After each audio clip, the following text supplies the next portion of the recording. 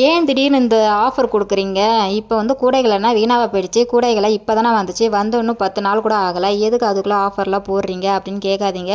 ஏன்னா நம்ம நிறைய பேருக்கு வந்து ஆர்டர் கொடுத்துட்டே இருக்கோம். நம்ம வீடியோ பார்த்து நம்மக்கிட்ட வந்து ஆர்டர் கேட்டு நிறைய பேருக்கு வந்து ஆர்டர் கொடுத்துருக்கோம். ஒவ்வொருத்தவங்களுக்கும் ஒரு ஒரு சைஸ் கூட வந்து அதாவது ஒருத்தவங்களுக்கு 1 ரோலு, ஒருத்தவங்களுக்கு 2 ரோலு, ஒருத்தவங்களுக்கு 3 ரோலு, ஒரு சில பேருக்கு மாடல் கூட. அந்த மாதிரி யார் யாருக்கு என்னென்ன திறமை இருக்கோ அவங்க வந்து வாய்ப்பு கேட்கும்போது அவங்க எல்லாருக்குமே வந்து நான் சான்ஸ் கொடுத்து தான் வச்சுருக்கேன். இப்போ எல்லாருமே பின்னிட்டு இருக்காங்க.